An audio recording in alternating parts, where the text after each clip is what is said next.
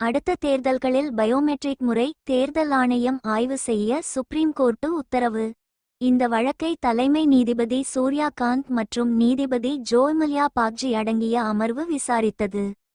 தேர்தலில் ஆள்மாறாட்டம் மற்றும் கள்ள ஓட்டு முறைகேடுகளை தடுக்கும் வகையில் கைரேகை மற்றும் கருவிழி ஸ்கேன் அடிப்படையிலான பயோமெட்ரிக் அடையாள முறையை அமல்படுத்த கோரி தாக்கல் செய்யப்பட்ட மனு குறித்து சுப்ரீம் கோர்ட்டு முக்கிய உத்தரவு பிறப்பித்துள்ளது.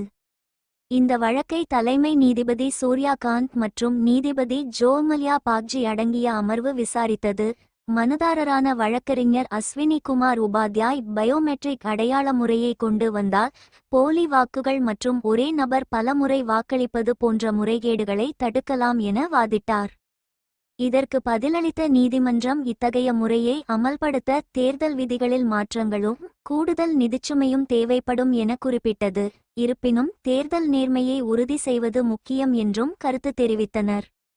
மேலும் உடனடியாக நடைபெற உள்ள மாநில தேர்தல்களில் இந்த முறையை செயல்படுத்த இயலாது என்றும் எதிர்கால நாடாளுமன்ற மற்றும் சட்டசபை தேர்தல்களில் இதை அமல்படுத்துவது குறித்து இந்திய தேர்தல் ஆணையம் ஆய்வு செய்ய வேண்டும் என உத்தரவிட்டது. இதனுடன் வழக்கு தொடர்பாக மத்திய அரசு மற்றும் தேர்தல் ஆணையத்துக்கு சுப்ரீம் கோர்ட்டு நோட்டீஸ் அனுப்பியுள்ளது.